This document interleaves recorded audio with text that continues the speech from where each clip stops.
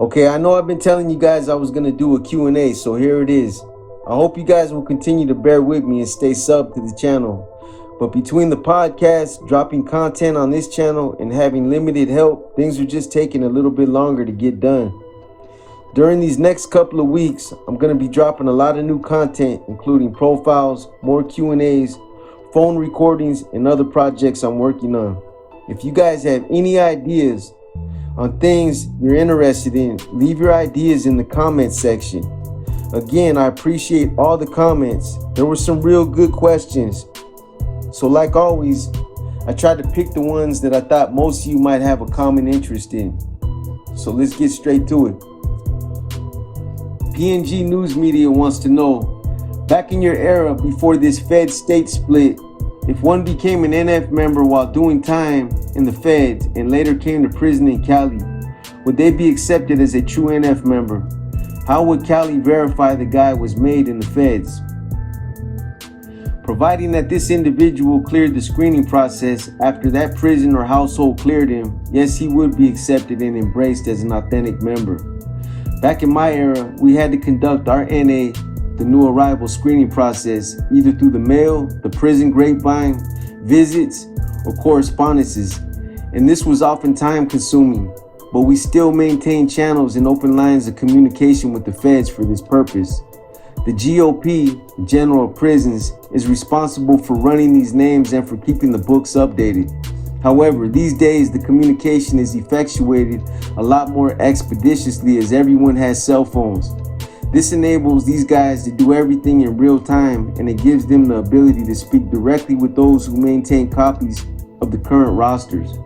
Trust me, they'll get it validated one way or the other, and this is something that stayed on top of to prevent infiltration. Luwewe Mendy, I hope I pronounced your name right. Could you elaborate more on the Nuestra Familia corrido? This song has double meanings, and I would love to know the artist and when it was written. Who authorized the production? That's a good question. This song was written by an unknown woman from Gilroy who was an NF sympathizer and who felt very compassionate towards the Nuestra Familia. She wanted to make the song about the NF as a family, so a deal was made where she took 40% of the royalties and the NF would receive 60% for their coffers. When the song was first released, it was very popular and it was played mostly at Mexican bars up and down the state. It sold about 100,000 copies until the FBI and the SSU came down on everyone and anyone selling or playing the song.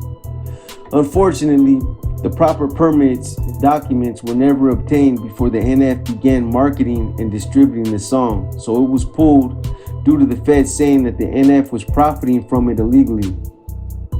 I hope this sheds a little more light on this for you. So Nick Lagos wants to know, how deep was the Texas Syndicate? I remember you mentioning a guy from Modesto named Bandit. In California, the Texas Syndicate is almost defunct. I personally only ran into a few of them the entire time I've been going through the system.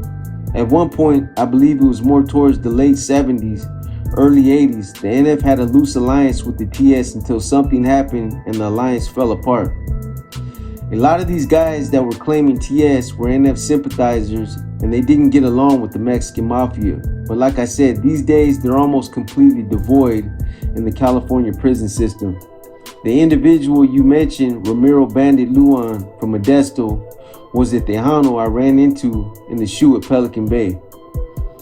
So 2001-4 wants to know, any idea how Norteños in or south of Bakersfield operate?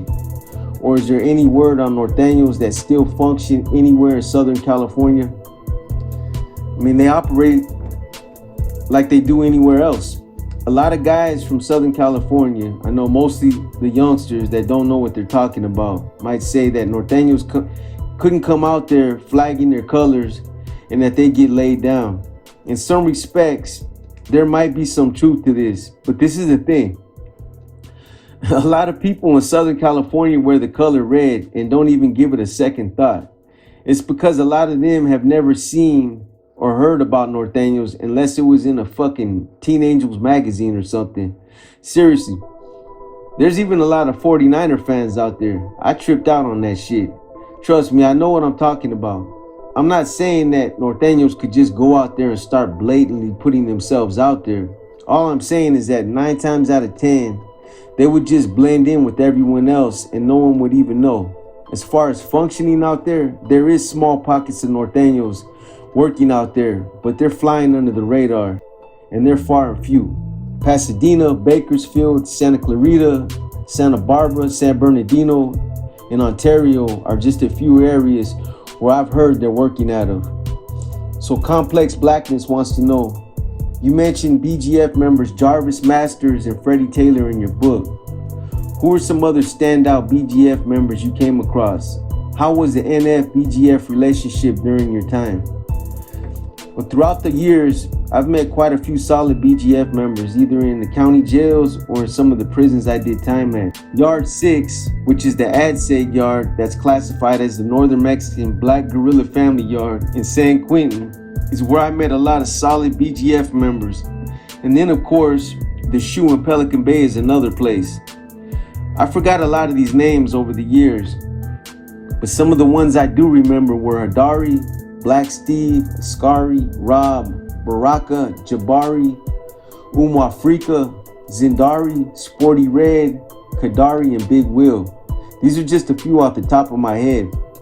As far as the relationship between the NF and the BGF during my time, if you read my book, then you should recall the way I specifically spoke about this alliance and how I was always someone who advocated hard to keep that alliance intact. I personally stood side by side with BGF members during the war, so I had a chance to experience this, but a lot of Northerners never had these kinds of experiences and therefore didn't really embrace it. Left Hand and Yero Askari were by far the two BGF members who I had gotten real tight with over the years. These were my boys. We made and even dropped knives for each other and actually participated in a few incidents together, so I ended up trusting these cats more than I did some of my own people. Unfortunately, some things ended up happening over the years that were bigger than me and that not even I could control. During the Corcoran Wars, some of the BGF leadership that was there at the time decided to forge a truce with the ABs and the MN. This created a lot of division, and as a result, the alliance slowly began to deteriorate. Like I said, I was a strong believer in that alliance, and I tried to save it, but even I thought that this was a bad time for them to throw up the white flag. I'm sure you can just imagine the animosity it created when we continued to go out and engage in this war, while our allies stayed in their cells and chose to no longer participate. So Baby boy RM wants to know, did you ever run across Gold Toes or Mousy from the mission? Was the 17 Reasons CD something you guys listened to? Yeah, I'm not gonna lie, I bumped that shit before, but yes, I've run into both Gold Toes and Mousy, of course. Both of these guys are from my neighborhood. In fact, before I even met Mousy, I saved him and cleared up that first wreck he got himself into. As far as Gold Toes, Julio, we came up in the hood together and used to run around with the younger generation of my neighborhood called LTM, Little Time Mission. When we got older, we were jumped into SFM, San Francisco Mission. I came up with all them cats that Gold Toes helped promote, Thiz Latin, and then Black and Brown. Joe Drama, Tone Loc, his brother Playboy, and that whole label. I haven't seen any of them in years, but they're just a phone call away. So Jeffrey Granda wants to know, my biggest battles have always been against my inner demons, especially when I needed to change my life. How did you deal with yours? And how'd you do it? It's another good question. Like yourself, my biggest battles have always been against my inner demons, and changing over 30 years of criminal behavior didn't come easy. It's a transition that I'm still dealing with to this day. I don't know what inner demons you were referring to, as mine come in all kinds of different shapes and forms. But being honest was a big part of what gave me the strength and fortitude to make some hard choices. I mean, for once, I really had to be honest with myself and ask myself, what direction did I want to take my life in? I look at it like this, man. We get one shot at life, If we drop the ball and squander that one chance when it really counts, then it's a wrap. It's not like we get a do-over or a second try if we fail. Some people do, but it's not always guaranteed. I consider myself one of the fortunate ones because that light went on for me while I still had a chance, and I capitalized. But it doesn't always work like that for everyone. Sadly, for some cats, it might happen 5 years down the line, maybe 10 years or even 20. But by then, most of the time, it's too late. Some of these cats will be in a cell one day, years later, after the politics chew them up, and then, bing, that light goes on, and they're wishing they could have made different choices years ago. But by then, it's too late. I'm still a work in progress. I'm far from being rehabilitated, and I don't claim to be. I still wrestle with temptation and criminally induced thoughts. My thinking patterns were so used to being programmed one way for so many years that I still have to catch myself and reel myself back in. I shake the demons by reminding myself of what I've been through and what it was like while I was there. What I lost and what I had to sacrifice. And most of the time, that's enough to snap me back. So Larry de Los Angeles wants to know, what was Lancel's trip with you? Was he intimidated by you? It all came down to jealousy and envy. That was the crux of it. And I say that without any air of arrogance. Lancel became an NF member a few years before I was pulled in, but I climbed the rungs of that leadership ladder faster than he did, and I acquired more status than he did. He couldn't accept this, and it was obvious. The other reasons why we always clashed is because I never used to let him get away with this bullshit. I used to call him on it. Whether it was because his fat, lazy ass didn't want to work out, whether it was because he always thought he had special privileges coming just based on him being an NF member, or whether it was disciplining him behind his petty acts and misconduct, I always stayed on that fool's helmet, and he didn't like it. I would pull up to Quentin and find out that he was sitting on 40 pouches of tobacco in his cell, smoking like a fucking train, while he gave the Northerners 2 frauds a day each to smoke for themselves. He'd always abuse his status like that, and I was always the one who checked him. That's why we bumped heads. As far as him being intimidated, well, let me just put it like this. When I was going through my trials and tribulations in the county and he was there, I offered to sell up with him. But me and him both know why he declined that offer. So Miguel Uribe wants to know, how's it going, Boxer? Much respect to you. Will you be doing a profile on Fresno, F14, the Bulldogs? I would really like to hear a little more. Very intriguing to know the history of NF and Fresno. Miguel, yes, I'll do a full breakdown on the Fresno split to the Bulldogs and F14s. I'm also going to include Phantom and his story in that spill. Just bear with me and give me a little time as I have a few other projects that I have lined up to drop first. Wants to know, will the NF and the Mexican Mafia become one gang in the future? Nah, that's not gonna happen. It's a blessing that both of these criminal organizations and their followings are even recognizing and respecting the current peace treaty. To assume or pose the question of whether or not they would take it a step further by melding or coming together to create one organization is insane. Think about whichever group would be the one to drop their flag and then to step under the umbrella of the other group. How do you save face after doing something like that? I don't blame you for asking the question though, and it's really not that stupid of a question because that's not the first time that I've been asked that question. Let's just hope these two organizations can continue to coexist and can continue to maintain this truce. If this can last for another 5 years, then this will be a major accomplishment in itself.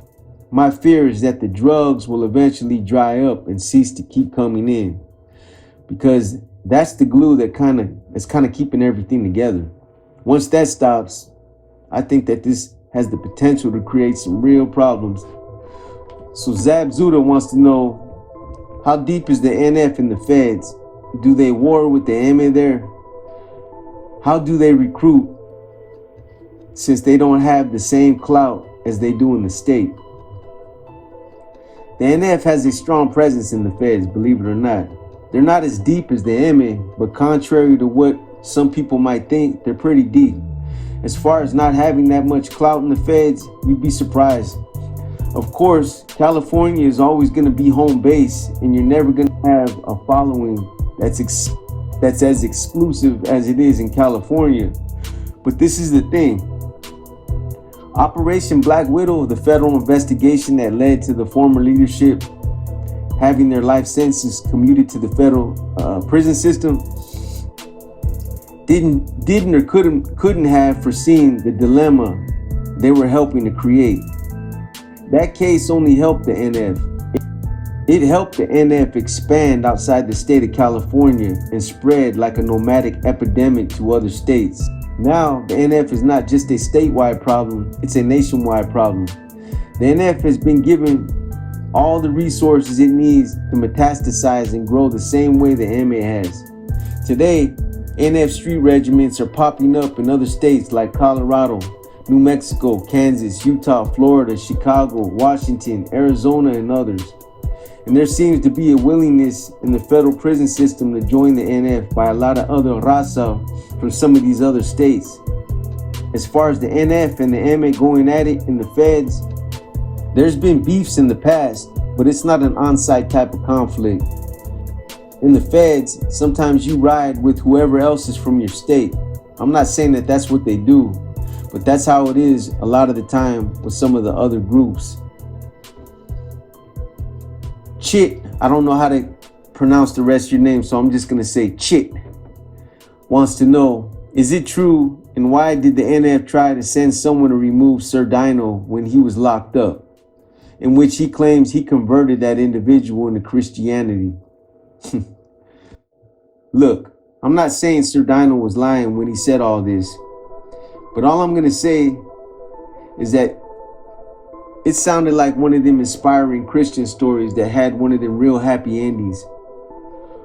Who knows, maybe it is true, but if this individual did in fact exist, we don't know where he was or who he was. Other people have said that this story was manufactured and that he made it up for YouTube. I can't call it, but what I can tell you is that this individual he claims made this ultimate conversion has never been identified. I think the part of his story that he didn't give much thought to is this. The part where he claimed that this guy was sent in there to hit him. Why? You ask why the NF would do this. If there was an NF member or associate sent in there to whack him, there was obviously a reason. So he kind of indicated that he must have done something wrong. You're not just going to get targeted for no reason. Why would they hit you for no reason when you're definitely going to turn into another cooperator and testify against them when it's all said and done? Think about that. It is what it is. SR in full. Did you ever meet DC from Chino? And what positions, captain, etc., did he hold, if any, before the generals went to the feds? Yes, I not only met DC Cervantes, but I know him personally. I was with him in the Bay. I can't tell you every position he ever held, but at one time he was one of the 7-seated captains, and right now he is currently one of the 3 generals for the state faction. Out of the 3 generals, DC probably holds the most status and influence. The last I heard, he was in Solano. Jude W wants to know, how many black NF members did you encounter during your time with the organization? I've met a few black sureños who were solid as fuck, but it is not a common thing to see, and I don't believe there has ever been a black MA member. Correct me if I'm wrong. I've only met one black NF member, and his name was Tomas Chopo McIntosh from Watsonville. In fact, I was his sponsor into the NF. The NF doesn't discriminate when it comes to its true believers. You could be fucking Aborigine for all they care. As long as you're a true believer, you're all good. The reason why you've never seen a black MA member is because it's forbidden. It's an unwritten rule that's been strictly followed. So Louis Romero wants to know, And do you believe that the state faction would have honored your newly appointed Cat 3 status given to you by Corny, Pinky, and Tibbs? That's a fair question, brother. I know why you're asking, but it's all good. To be 100% honest with you, there might have been some question as to the authenticity of it. Not only because it fell outside of normal protocol, but also because of all the infighting that was taking place between those guys. I won't go as far as saying that they would have made me a target of their indignation, but I think they would have cued in on it and they would have made it a point of contention, definitely. This was something I was preparing for, but trust me, if things would have worked out different, I wasn't just gonna go up there empty-handed. East Bay, NorCal wants to know, my question is regarding tattoos. So street northerners who have never done time and don't have the education and end up getting tattoos that unbeknownst to them would have certain meanings, for example, Welga birds and Aztec symbols. Is it true these youngsters will get called out by the big homies when they go to prison and will get questioned why they have these tattoos and if they know what they mean, and they get told these symbols are earned? I have even heard they ask to give a report on every tattoo they have and who did it anywhere. Damn, boy, you got to use periods. I heard the Northern movement has always been the strictest when it comes to this issue. What a long question. Most of this isn't true. However, it might depend on exactly what the tattoo is. For example, a lot of Northerners get Welga birds just to merely represent their association with being a Norteño. In the early 90s, you might have got jammed up because back then, NR members were almost the only ones wearing these exclusively. Stars are another symbol that you used to have to earn. In the 70s, 80s, and 90s, they had a significant meaning. Nowadays, again, these only represent an association with the Northern movement. Now, tattoos that they can't get blasted on them is anything characterizing the NF. They can't get the words, the NF insignia, which is the sombrero with the dagger piercing through it, and they can't get anything characterizing the NR if they are not in fact members. In this case, they'll get jammed up, and then there's verifying degrees of punishment. It just depends. Somebody that knows better could get themselves whacked. Aztec symbols don't represent nothing political within the Norteño movement. However, the MA has adopted some of the Aztec shields to represent different levels of status for its following.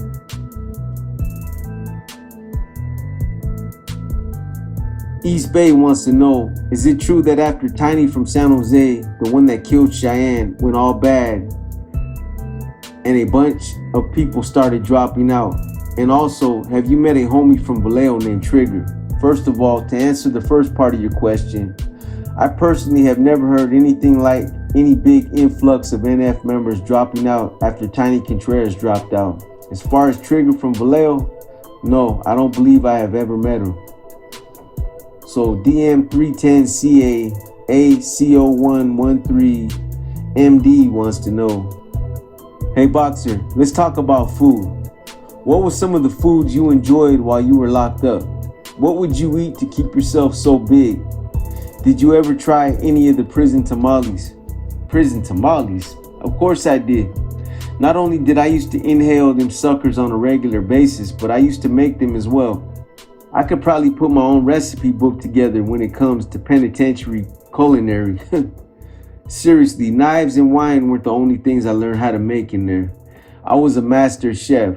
Tamales, burritos, tacos, enchiladas, menudo, nachos, sweet and sour, spreads, pizza, pork fried rice, orange chicken, cakes, pies, candy wheels, granola bars were just a few things I learned how to make in there. Man, you'd be surprised. We made all kinds of shit.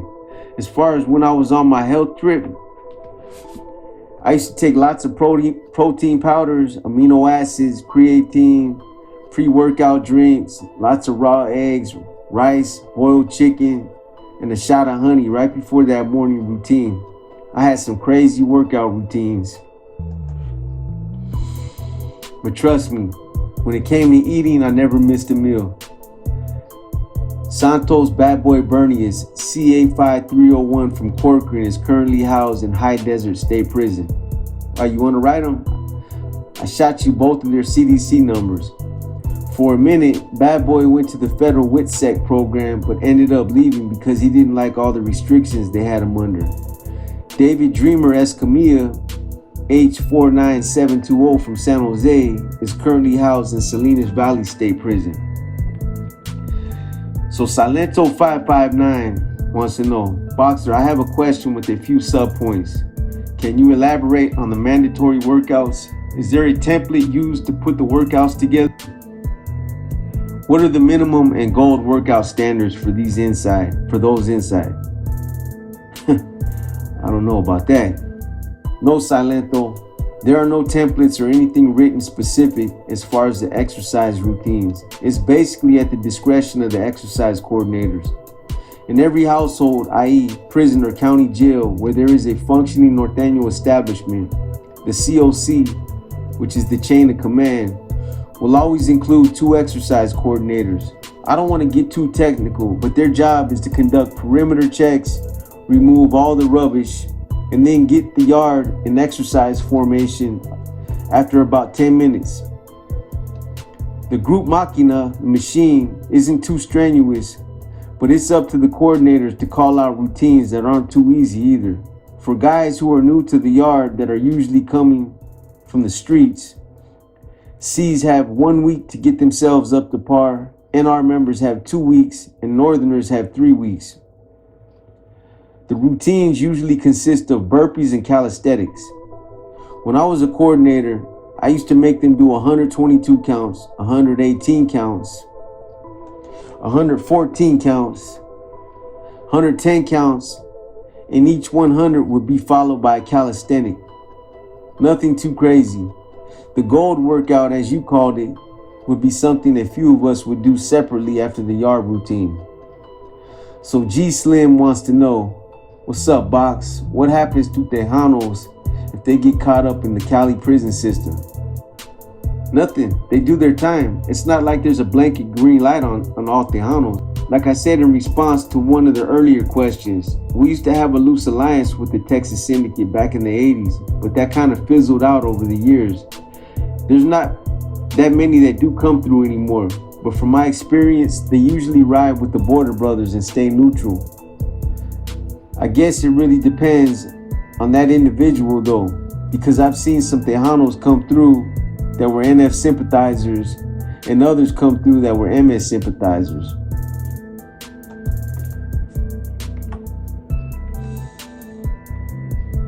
So 6'8" wants to know, now that all is said and done, do you still feel some type of way towards a sureño? I don't recognize those titles anymore. Or should I say, I don't classify people based on where they're from anymore. I treat people according to how they act and on their own individual merits. Like I said so many times before, I have friends that are from down south. These ain't cats that walk around wearing their pants 5 times too big, or cats that still try to openly play that shit, but they're still sureños. The difference now is we've all grown up and don't conduct ourselves like juveniles anymore. Matter of fact, the 2 guys I do the Shot Caller podcast with are both from down south. So Pitufo 801 wants to know, how was the interaction with the SoCal Familianos after the North-South split? Was there ever any hard feelings, conflicts, and such due to where they were from? Absolutely not. It didn't matter where you were from. The only thing that mattered was where your loyalty lied. Besides that, NF members are taught to purge themselves of the whole gangbang mentality way of thinking. We didn't consider ourselves to be gang members. We identified with being part of a criminal organization that was involved with organized crime. So Luis C wants to know, can you give your insight and talk about your experiences with the AB? That's a broad question. All I can really tell you is that at one time, these individuals were considered to be fierce enemies. We were at war with them, and what I will say is that the ABs were not only a contentious enemy, but they were a formidable one as well. I never took them dudes lightly, and to do so would have been a costly mistake. Some of them cats were about as ruthless as you can get. But as was the case with the Mexican Mafia, I made it a regular practice of maintaining an open line of communication with them. Billy Ray Hamilton was my neighbor in the adjustment center at one time. I believe he passed away, but at the time, he was on death row. Cool ass dude though. I also knew Curtis Price, who was another AB on death row. In the Bay, I was in the same pod with the AB named Frank Clemens. Another time I was in a pod with Danny C and Danny T, two well-known ABs who were part of their leadership. I met Cornfed, and then sometime around 1998-99, I was in a pod with John Youngster Stinson and Kirk Turflinger. That's all I can really say without addressing something specific. So Gunner's Mob wants to know, hey Boxer, my question pertains to the household policy. I know when I was at Tracy, there was constant turnover and a lot of misdirection. So how do the homies maintain a strict grasp on who's clear and who's on freeze, etc.? You do the best you can. No, seriously, it's just about staying on top of things and utilizing all your resources to gather info the best of your ability. I know what you mean about there being a high turnover rate though. Trust me, I dealt with that firsthand many times myself. I'm assuming you're referencing all the cats that suddenly take that walk of shame on almost a daily basis and lay it down, right? Yeah, all I kept doing was I kept drawing another straight line through another name on my roster. But on the real, you can only work with what you have available there to you insofar as the current BNL, the bad news list, and what your manpower knows. Nothing's 100% foolproof. If someone slips through the cracks, then there's nothing you can do about it. That is, unless he's still there. But honestly, 9 times out of 10, these guys that know that they're in trouble usually don't show their face on the yard anyway. So Jay Aviles, I don't know how to pronounce that shit, man, so I'm just gonna call you Jay. I just wanted to get your thoughts on how so many good homeboys become no good because of the prison politics and how bad the effects of it has been over the years to the organization. And at the rates people are dropping out, do you think the NF will ever fade away entirely? I don't know about the organization completely fading out entirely, but if things continue to go like they have been over the past 10, 15 years, I think the NF can become so weak and so non-existent on the streets that it may no longer be able to maintain self-solvency or the type of self-sustaining organization that it needs to be. You need to read my book. That ain't a self-promoting ploy either. There's just a chapter in there that's called Red on Red that kind of breaks this all down. It's bad leadership. And it's the street regiments that are killing the organization's growth. There's always going to be 2 or 3 new recruits for every one individual who walks away. Some of the fundamental core values need to change. The politics are cutthroat. Like I've said before, if you don't mess up somewhere along the way, the politics will always get you in the end. The only ones that are able to maneuver around within that toxic cesspool are the lifers. They have nothing to lose, so this completely eliminates a lot of the adversity that a lot of these other guys have to navigate through. As far as affecting the organization, it's been debilitating to the organization on many fronts. Not only the financial aspects of it, but the loss of leadership, the loss of power in numbers, the loss of morale and trust, the loss of honor. The list just keeps going on and on. Like you said, there's been a lot of solid homeboys who have either fallen or who have been taken down. And this is just going to continue unless things change. Turning it all around won't be an easy task either. They have to start first by restoring the honor and trust within the organization. Then they need to find a way to instill the fear that they once commanded on the streets, not only behind the walls.